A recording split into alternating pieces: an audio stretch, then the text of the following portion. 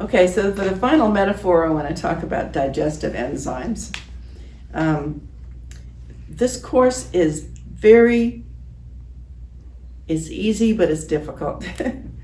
It's easy because it's just the truth being true, but it's difficult because in that wrong mind is a passion for stories. We love our stories.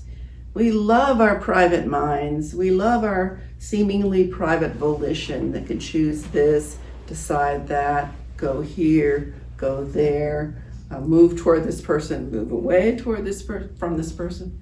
And we do not want to give it up. And the ego is constantly saying, look out, look out, look out. You're going to have your personhood taken away.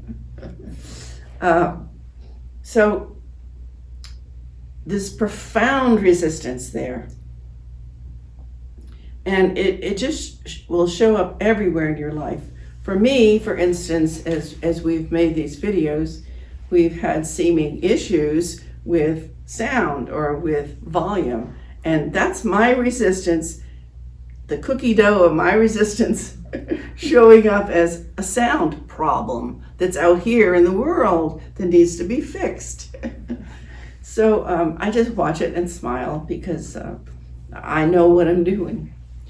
But digestive enzymes, you think about, we take them to help us digest meat and fat and all those other high foods that are difficult for the body to digest. And we also need to put plenty of digestive enzymes in our life. Part of that is not taking it seriously. Laughter is a wonderful digestive enzyme. Mm-hmm. Humor. And also taking a walk. Taking a walk is a way to, some people can plow through the course and read it, I don't think I've done that in 20, 30 years. So I can only read it as I read it. And whatever way shows up for you is your right way. There is no other right way than what's comfortable for you. So it's all about being kind to yourself. So it's helpful to see what helps you. People start reading some of this stuff and they say, oh, I shouldn't judge, and so you judge yourself for judging. Mm-hmm. That kind of thing. Or you judge yourself for getting sick. Oh, sickness is a defense against the truth. I shouldn't do that. And you just have to begin to cut yourself some slack. That's part of the digestive enzymes. And then whatever you like to do, that's a good thing to do. You like to play poker? Play poker. If you like to binge on certain TV shows, do it. Binge. Have a great time. I like to listen to audiobooks, usually the same ones over and over. And while I'm listening, I'm playing computer games. That just kind of gives my ego something to do. And when I come out of a couple of hours of doing that, all of a sudden there'll be some new ideas, some new inspirations. I mean, the Holy Spirit is not going to be limited by whatever my body seems to be doing. So whatever makes the world a little easier or happier for you or more fun, do it.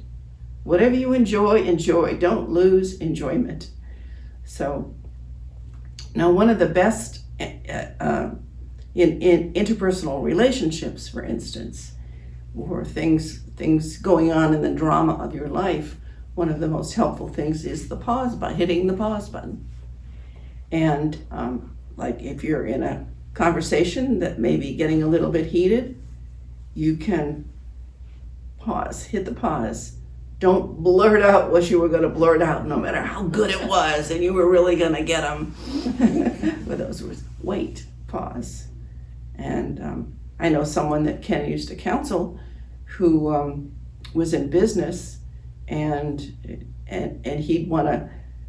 he'd have a difficult employee, and he'd want to, tell him off or fire them or call him on the carpet, whatever. And Ken would say, well, write down in a letter everything you're thinking and wait for 24 hours. Mm-hmm. And he never sent those letters, or he never, did that. So the pause is really powerful.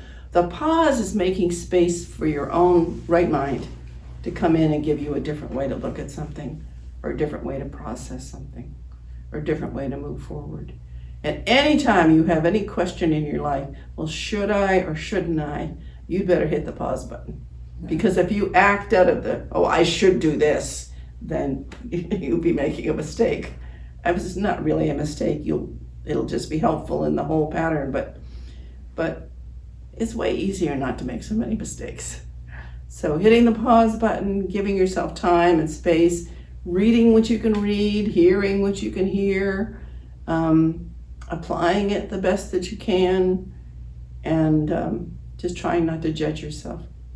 So those are some of the digestive enzymes that I think work in practicing the course. So hitting the pause button is kind of like giving the right mind a chance. Yeah, making space for it to move in. Yeah. That's the little willingness to maybe there's another way to look, another way to think, another way to behave that's more helpful.